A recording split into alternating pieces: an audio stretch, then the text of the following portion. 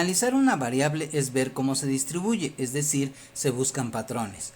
Cada que se construye una distribución de frecuencias obtenemos una distribución empírica. Por tanto, cada conjunto de datos tiene su propia distribución, lo que hace más difícil la comparación entre distribuciones. Por ello se han desarrollado ciertos conceptos que permiten hablar de una distribución ideal a fin de contrastar diferentes distribuciones. Para describir las distribuciones se toman en cuenta diferentes aspectos. En primer lugar, podemos considerar dónde está colocada la distribución en los ejes de categorías.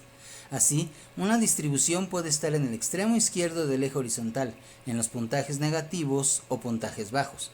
Por el contrario, puede verse en el extremo derecho en los puntajes altos del eje de categorías. O puede estar situada en un lugar intermedio. Aquí ves dos distribuciones idealizadas, iguales, pero colocadas en opuestos lugares en la escala horizontal. Por otra parte, aquí presentamos dos distribuciones, supuestamente colocadas en el mismo lugar centralizado del eje horizontal, pero con obvias diferencias en la amplitud dentro de la figura que tiene la distribución, aunque compartan idéntico rango. En tercer lugar, tenemos que las distribuciones varían por su forma al graficarlas. Las distribuciones de las figuras anteriores tienen una característica en común.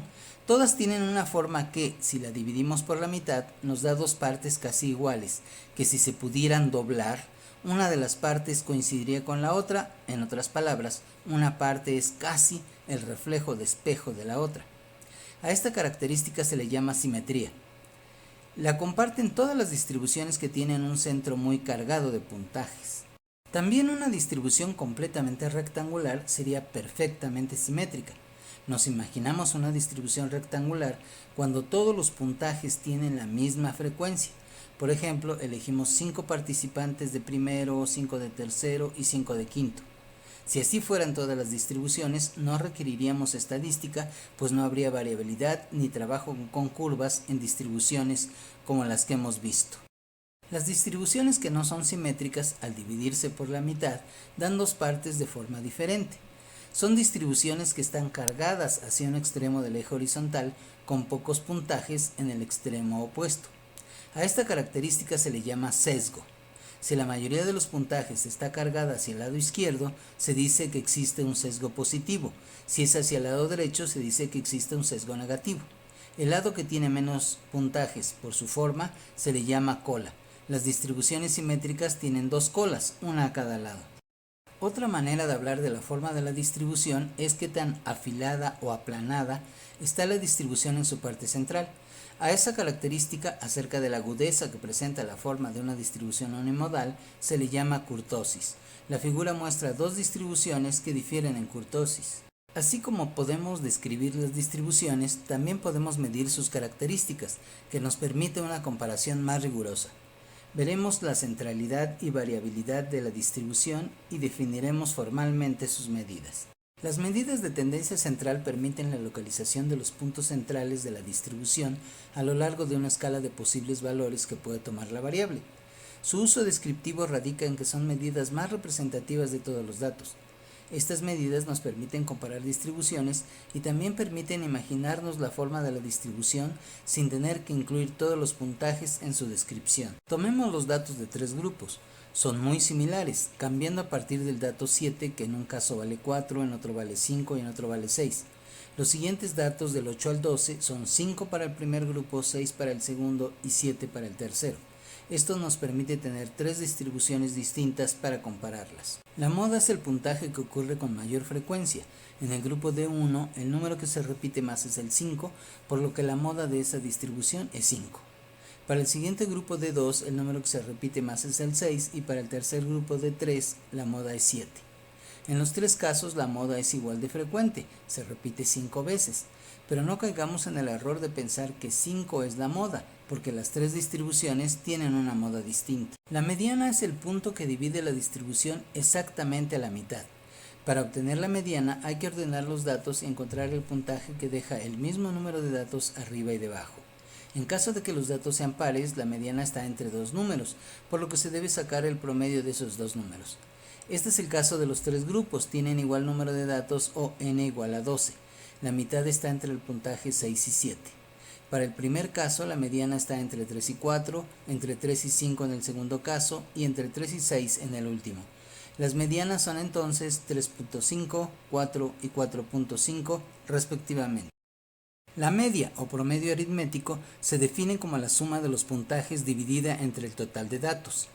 Te prometí lo mínimo de matemáticas y debes creerme de que no tengo de otra, pero tomemos la estadística como un lenguaje y aprendamos un símbolo, la sumatoria, que no nos intimide, solo significa súmense los siguientes números. La ecuación dice suma todos los datos. X es la variable que se debe sumar en este caso. Terminada la suma, divide entre el total de datos, conocido como n. Aquí la ecuación define la media con el símbolo x barra o x testada. Lo mismo, pero muy formal. Aquí puedes ver cómo se realiza lo que dice la ecuación para los tres grupos que vimos. Ya tenemos todas las medidas de tendencia central de nuestros tres grupos. También se puede calcular la media desde una distribución de frecuencias.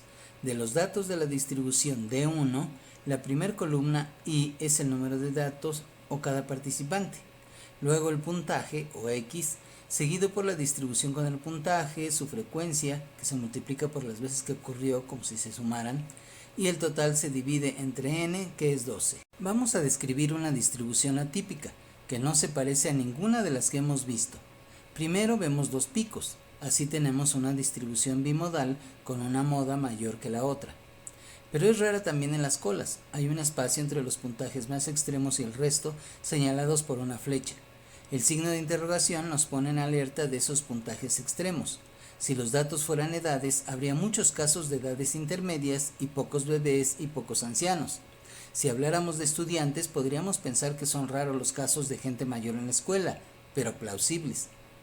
¿Pero bebés en la universidad? ¿O son errores a la hora de tomar los datos o casos increíbles? Por eso se les llama datos mentirosos. Una gráfica de caja nos diría qué tan extremos son. ¡Sorpresa! De una gráfica es muy fácil obtener las medidas de tendencia central. Como la moda es el pico, solo hay que buscarlo. Si hay dos, tenemos una distribución bimodal. La mediana es la mitad de los datos y en una distribución simétrica no tendrás problemas en encontrarla. La media, bueno, solo si hay simetría casi perfecta la encuentras en la mitad de los datos. La moda es una medida de tendencia central universal, es decir, no importa el nivel de medición de la variable, siempre se puede saber la moda. Si vas a apostar, la moda es la opción a elegir. Si tiras dos dados, ¿por qué crees que con el número 7 la casa gana? En términos de probabilidad, la moda es el puntaje más probable. Como hemos visto, para el cálculo de la mediana se deben ordenar los datos, es decir, si no hay orden, no hay mediana. Esto significa que la mediana no puede calcularse para datos en escala nominal, solo en escala ordinal o más compleja. Si la distribución es simétrica, es más fácil identificarla en una gráfica. Si la distribución está sesgada, es más importante que la moda y la mediana. La media. Al incluir operaciones aritméticas, se entiende que solo se calcula para datos en nivel de intervalo de razón. La media también puede ser la medida de elección y con más razones y algunas de mayor peso. Para empezar es muy popular y adicionalmente guarda relación con otras estadísticas ampliamente usadas. Otra razón es que es más confiable con distribuciones simétricas y también es muy sensible a cualquier cambio en los puntajes. Pero la razón de mayor peso es que la media es la medida más cercana a todos los puntajes como grupo, es decir, es el centro de gravedad de una distribución. Este argumento requiere mayor discusión. Supongamos que tenemos un sube y baja. Observamos que intentan balancearse dos personas pero de distinto peso. La figura muestra el resultado del juego entre las personas donde una es mucho más pesada que la otra. Para lograr el balance se pueden hacer dos cosas. Una, poner más peso a la derecha, otra, mover el punto de apoyo del sube y baja. Para hacer palanca, el punto de apoyo debe moverse más lejos del peso menor y así obtener el equilibrio. La figura muestra el resultado de mover el punto de apoyo a la izquierda. Este ejemplo es un modelo de lo que hace la media en una distribución. Si los puntajes se concentran en un extremo de la distribución, jalan la media hacia sus valores. La media es ese punto de equilibrio que mantiene balanceada la distribución. Supongamos que deseamos equilibrar una distribución. Gráficamente lo podemos hacer con personas dibujadas en el sube y baja, que además tiene una escala de razón. Supongamos que los datos son 1, 3, 5 y 6. Dibujaremos una persona en cada uno de estos valores, Para saber dónde colocar el punto de equilibrio tenemos que calcular la media de la distribución. De esta manera tenemos que sumar los datos y dividirlos entre el total, es decir, entre 4. Ahora ya sabemos dónde colocar el punto de equilibrio, es decir, en 3.75. Este valor es el que define el centro de gravedad de la distribución con igual distancia a todos los valores. El cálculo de las distancias de los puntajes a la media, tanto de un extremo como del otro, se logra restando de la media el puntaje correspondiente, de forma que resultan más 1.25 y más 2.25 a la derecha, y a la izquierda menos 0.75 y menos 2.75.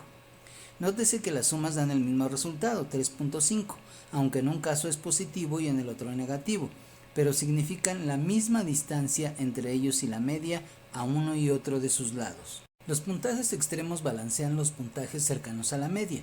Si un puntaje es más extremo, más afecta la posición de la media. La media tiende a seguir o moverse hacia el puntaje más distante en la distribución, y no es necesario que haya la misma cantidad de puntajes a un lado y otro de la media.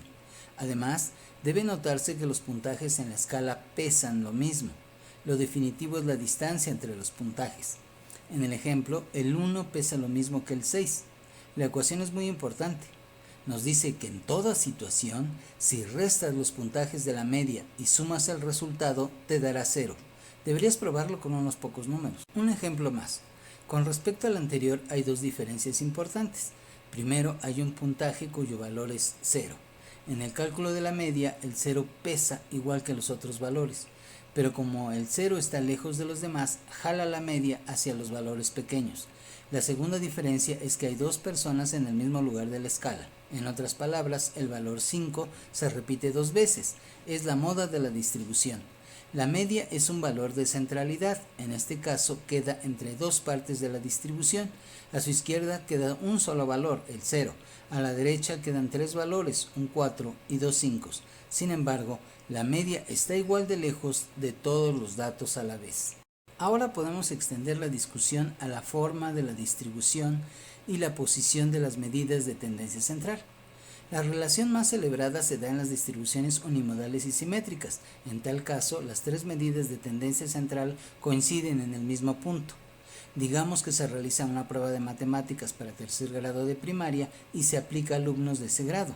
Muy pocos alumnos reprueban porque les sea muy difícil la prueba. De la misma forma, muy pocos alumnos sacan notas excelentes porque se les haga muy fácil la prueba. La mayoría sacan notas intermedias y el examen para ellos no es ni muy fácil ni muy difícil.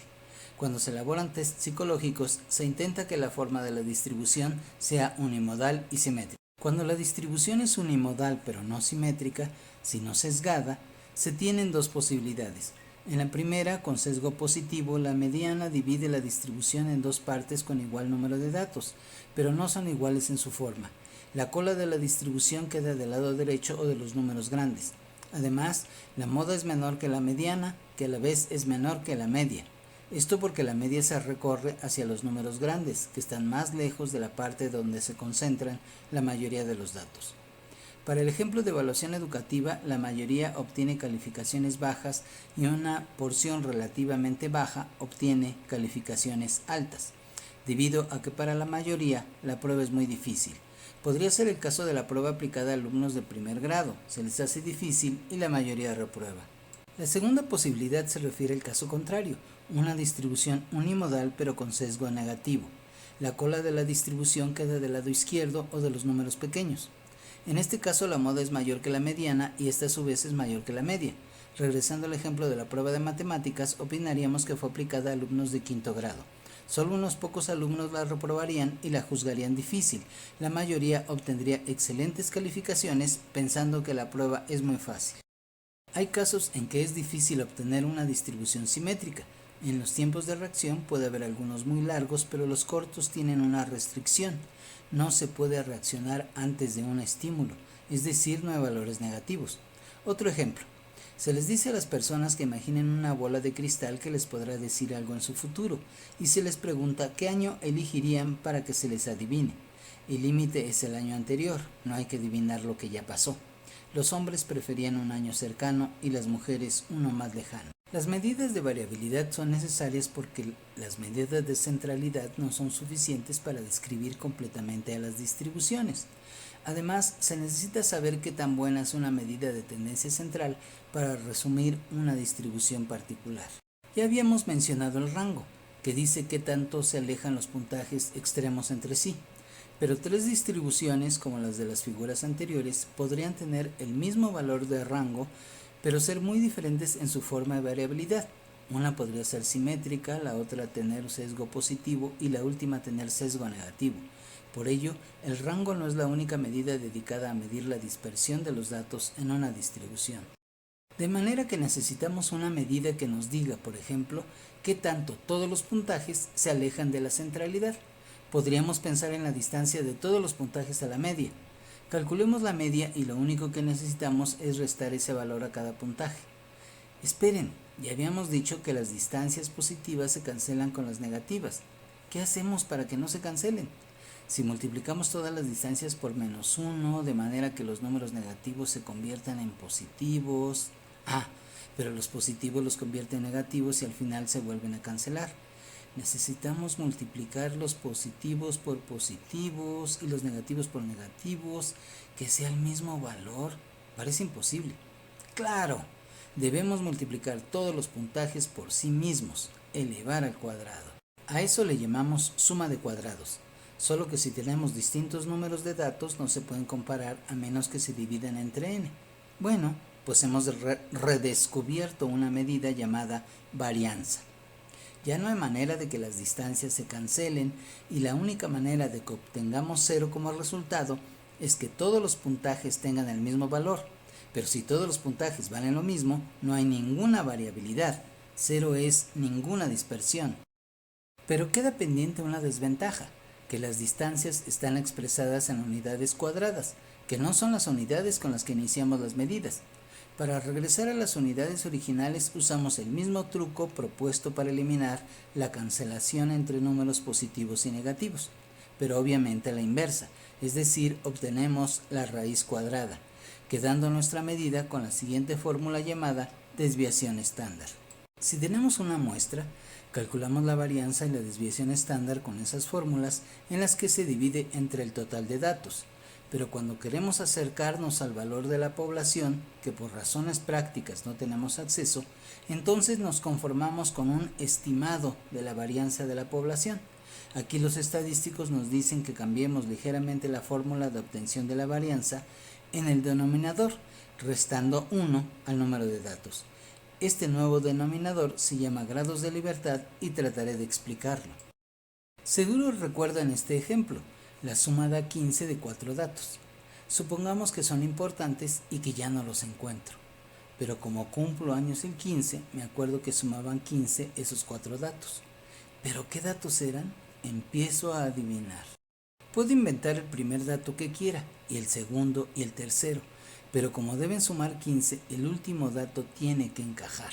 Soy libre de empezar con los primeros números, excepto con el último. Si fueran 8 o 50 datos, es lo mismo. Tengo una libertad de n-1.